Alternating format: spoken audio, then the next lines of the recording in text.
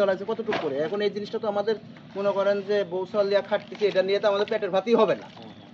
তারা যদি আমাদের কাছে আসতো, যদি কোনো পরামর্শ দিত, সৎ পরামর্শ দিলে হয়তো আমরা একটু ব্যস্ত পারতাম। এটা কয় টাকায় বিক্রি করতেন? 50 টাকা বিক্রি হতো এটি। এখনো হবে না, এখন 20 টাকা বেচাই আমার কঠিন। হাই লেভেলে যারা মাছ আছে ওদের কাছে পচাই দিচ্ছে, কিন্তু ওরা চাষ করতেছে না।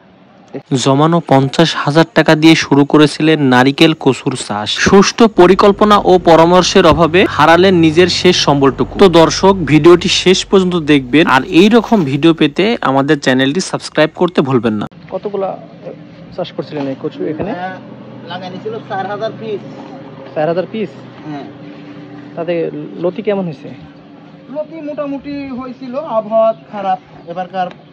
মনে করেন আমার এই এলাকার তো কৃষি অফিসার যারা আছে এরা তো ওই আমাদের কাছে ওইভাবে মূল্যায়নে আসে না। ওরা নিজের ক্যাশ বাঁচানি লিয়া ব্যস্ত। আমাদের এলাকার কৃষি, আমাদের যে কৃষি অফিসাররা আছে এরা হচ্ছে নিজের পেট বাঁচানি লিয়া ব্যস্ত। কেমন খরচ হয়েছিল? মোটামুটি ধরেন 25-30 হাজার টাকা। 25-30 হাজার টাকা ওঠেনি?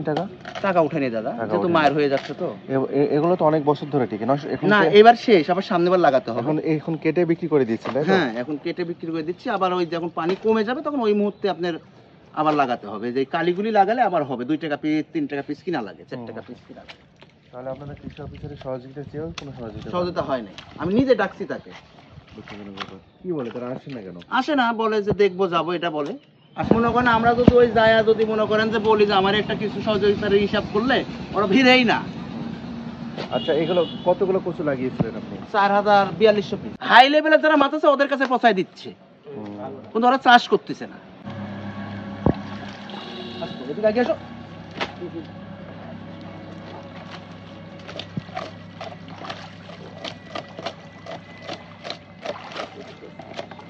মুখ টুক চুলকায় না?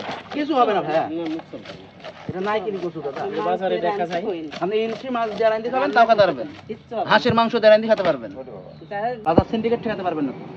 এখানে আপনার খরচ হয়েছে কেমন লতি চাষে? মোটামুটি 50,000 টাকার মতন। 50,000 টাকা কি পাইছেন আপনি? না, মানে পুরাটাই লস হিসাবে নাকি? পুরোটাই লস হিসাবে আছে এখনো। আপনার 7 দিন পর পর 18 কেজি করে সার দিছি, টিএসপি। তাও পটা ইয়ার্ড, ওই যে ইন্দুরের মাঠে টিএসপি বলে, 32 টাকা কেজি। এই পুরাটাই লস? পুরোটাই লস, শুধুমাত্র সঠিক মানে পরামর্শ না দেওয়ার কারণে। হ্যাঁ, আমি নিজে ডাকছি, ওনারা আসে না, ভিড়েই না। ফোন নাম্বার পর্যন্ত রাখছিলাম, পরে আমি ভাবি নিছি আর দরকার নেই, আমার যত যা হচ্ছে হচ্ছে।